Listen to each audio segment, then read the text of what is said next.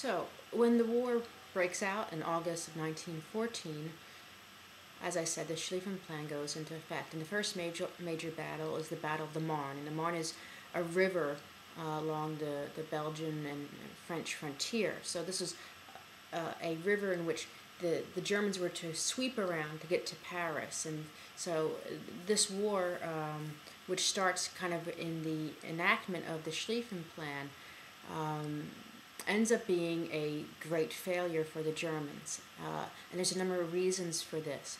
One, as we said, there's going to be a war on two fronts. Germany declares war on France and declares war on Russia.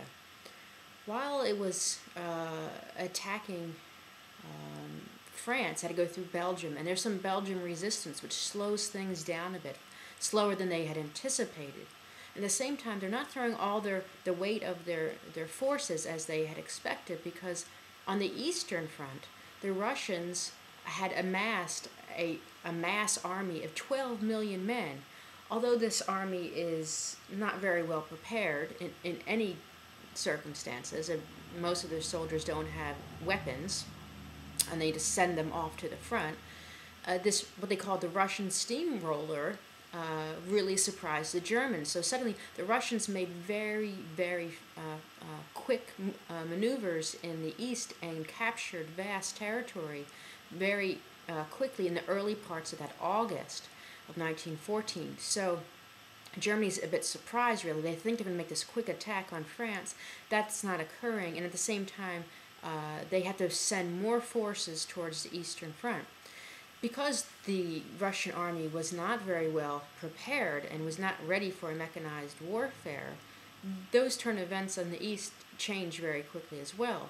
And Generals Ludendorff, for example, who's going to be very famous in World War I on the German side, is going to make great strides in the east quickly after that. They're going to kind of get their act together in the east, the Germans, and there's going to be major defeats of the Russian army following those early or initial victories. But on the west, the Western Front, the basic course of the war is established from really the first battle on. The Germans have to entrench themselves because they can't get further than they wanted to go. So these trenches are first dug out, and they're very simple trenches that soldiers are used to. One of the biggest problems, however, is the German, French, and British, and everyone else's obsession with using offensive strategy in a war. And for the first time in warfare, possibly, because of new weapons, an offensive strategy is a strategy in failure. The weapons of this war that are mainly used are going to be shells, which are vastly ineffective, although millions upon millions will be hurled virtually at each other. But the machine gun is going to be more important on the trench side of this engagement. And what happens is there's this region that is developed between the fronts, between the German side and the French-British side of this war. So you have trenches on both sides. You have this area in between called no man's land, which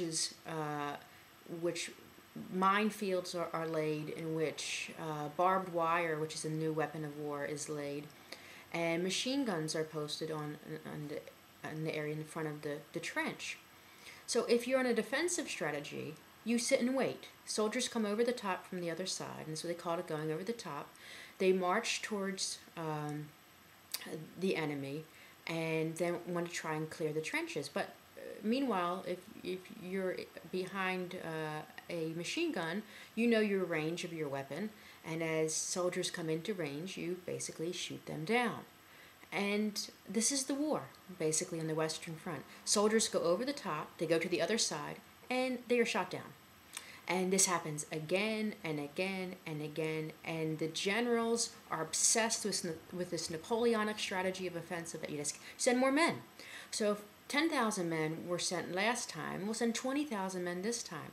And as the war death figures pile up, they're at a loss as to how to change this strategy. And in the beginning years, the first couple of years of the war, it's really the Germans who do very well in this trench warfare and compares a number of casualties. Because they're fighting two fronts, they stay in a more defensive position on the west. And major battles are waged. For example, the Battle of the Somme in France in 1916. And this is discussed in Vera Britton's book. In the Battle of the Somme, for example, in one day, 20,000 soldiers go to their death on July 1st, 1916, going over the top, walking across the no man's land, and being shot down.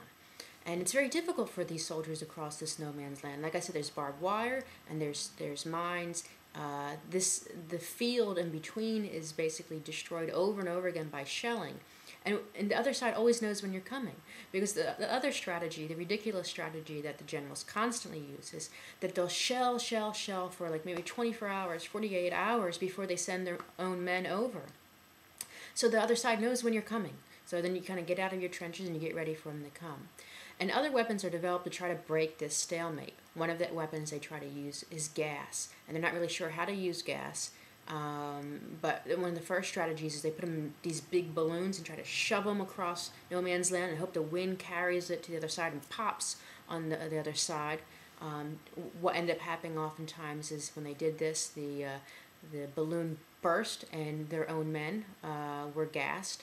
And gassing, mustard gas and such, caused blindness, and many men were killed from the gas as it burned their lungs, and the gas masks were very ineffective. And if you know anything about wearing a mask all day long, and you know it maybe Halloween time, you want to take that mask off, no matter how dangerous it is after a time. Soldiers generally want to take masks off, and this is even a modern problem today in terms of gas warfare.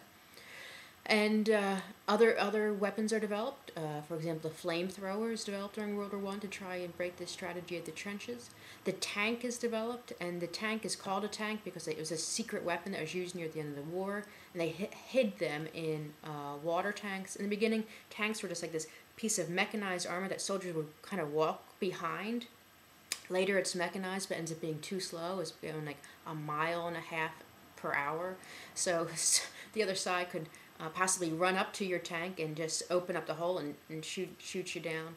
Tanks are very ineffective in World War I. Near the end of the war, in 1918, they start to be used. There are some successes. World War II is the battle of the tanks, really, and tanks are quite ineffective in World War I. Airplanes are used for the first time in warfare in World War I. Soldiers didn't have payloads that could drop bombs, so they'd have a bomb in their lap, maybe just one bomb, and they get over the area they thought they could possibly attack. They'd throw it over the edge of their aircraft. But maybe you heard of the Red Baron and such. These were famous fighters of World War I, but basically this was fighter versus fighter. And in the beginning they'd use machine guns, and in the first year of the war, soldiers would shoot their own planes down because the propeller in the front would be shot down by their own machine gun. Later they learned how to make it in a staccato fashion, so the bullets could pass at the right moment. But when you're having one person die versus one person, it's very little compared to the war, where in the end, as I said earlier, 8 million men die. In the Battle of the Somme, which I mentioned, 1916, that battle alone, 1.25 million men died from both sides of the engagement, and these are bloodbaths. And the trench warfare is like a meat grinder, and the trains constantly are bringing in new soldiers, new meat, new recruits. They send them over the top, and they're shot down and killed. Or maimed or such. And if you look in some of the videos I've given, you see these men who are shell shocked and kind of they're doing all this kind of shaking and stuff. The constant shelling weighs down psychologically on these men, and there are terrible conditions along with trench warfare, trench mouth, trench foot. These are all these diseases from being in this cold, wet mud all day long. And trench warfare is horrible and bloody and dirty, and rat-filled, and it's open sewers, basically, that these men lived in, and really terrible conditions for any war.